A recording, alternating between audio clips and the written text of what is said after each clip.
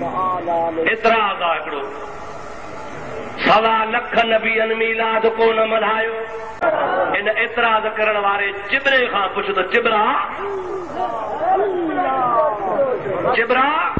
तूं थो चवीं त 1.25 लख नबीअनि मीलाद को न मल्हायो।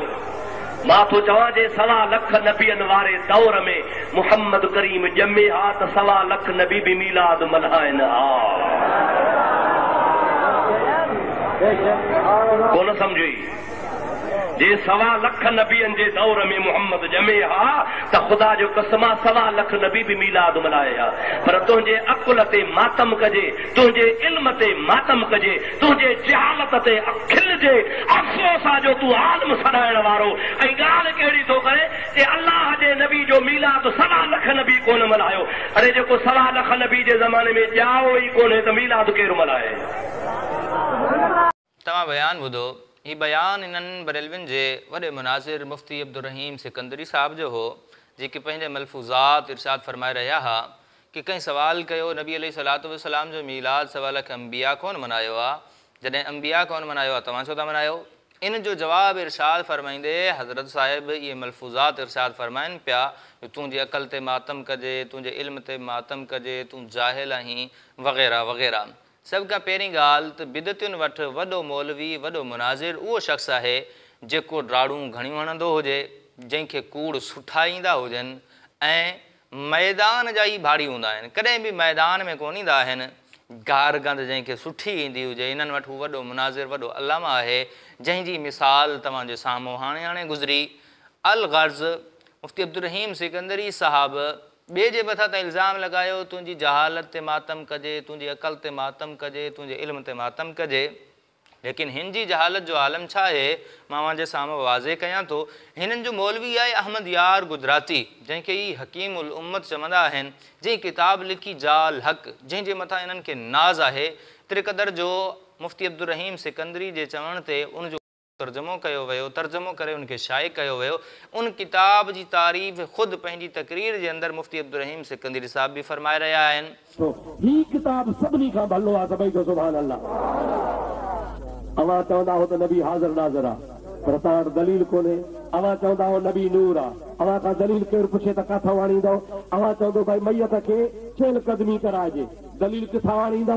अवां खे कोई चवे बाबा क़ुरान बशकाइजे या न, अवां चवंदो बाबा क़बर जे मथां दाग ॾिजे या न, अवां चवंदो मैयत खे क़ुरान बशकाइजे या न, अवां चवंदो मुहम्मद करीम जो उर्स कजे या न।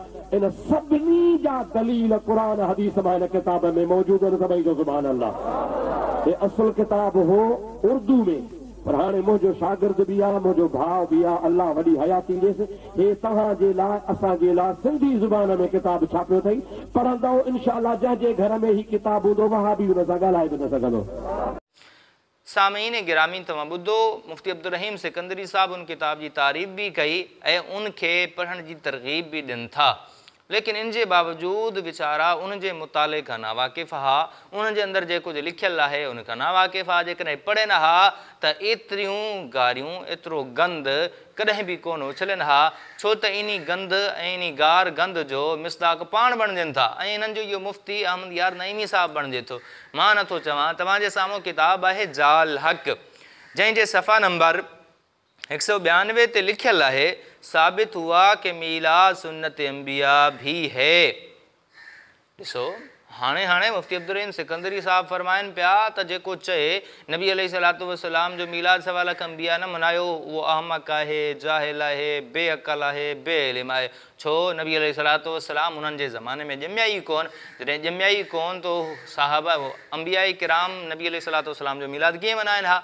लिहाज़ा जेको इहो सवाल करे या अहिड़ी ॻाल्हि करे बेअक़ल बि आहे, जाहिल बि आहे, उनजी अक़ल ते मातम बि कजे। लेकिन हाणे मुफ्ती अहमद यार नईमी साहब जी अक़ल ते तव्हां छा कंदव? उनखे त हकीमुल उम्मत चओ था, वॾो अल्लामा चओ था, मुफ्ती चओ था। हुन त लिखियो आहे मीलाद मनाइण अंबिया जी सुन्नत आहे, जॾहिं नबी अलैहिस्सलातु वस्सलाम अंबिया जे ज़माने में ॼमिया ई कोन हा, जंहिंजो तूं पाण ॻाल्हि आहीं, तूं पाण इक़रार करंदो। पोइ नबी अलैहिस्सलातु वस्सलाम जो मीलाद अंबिया किराम कीअं मनायो? हिन तुंहिंजे मौलवी कीअं लिखियो? हाणे तुंहिंजी हिन फतवा सां ही तुंहिंजो मौलवी जाहिल बि थियो, बेअक़ल बि थियो, बेइल्म बि थियो, हिन जी अक़ल ते मातम बि कर। ऐं गॾोगॾु तुंहिंजी अकल ते बि मातम कजे। जंहिं किताब जी एॾी तारीफ़ करें थो, तौसीफ़ करें थो, माण्हुनि खे तरग़ीब ॾिए थो भई हिनखे पढ़ो, हीउ तव्हांजे मज़हब जे लाइ हिकु हथियार आहे, हर सवाल जो जवाबु आहे। ऐं उन किताब जो मुतालो पाण बि कोन थो रखे, पाण खे बि ख़बर कोन अथई त उन किताब जे अंदरि लिखियलु छा आहे। लिहाज़ा मां शुरू में ई अर्ज़ु कयो, हिननि वटि वॾो मौलवी हुओ जंहिंखे ॻाल्हियूं सुठियूं ईंदियूं हुजनि, सुठा सुठा कूड़ ॻाल्हाईंदो हुजे त उहो वॾो मुनाज़िर आहे, वॾो अल्लामा, वॾो मौलवी आहे। वगरना हिननि जे पल्ले कुझु कोन आहे।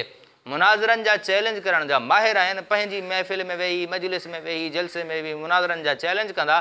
जॾहिं चैलेंज क़बूल कजे त मैदान में अॼु ताईं कोन आया ऐं कोन ईंदा।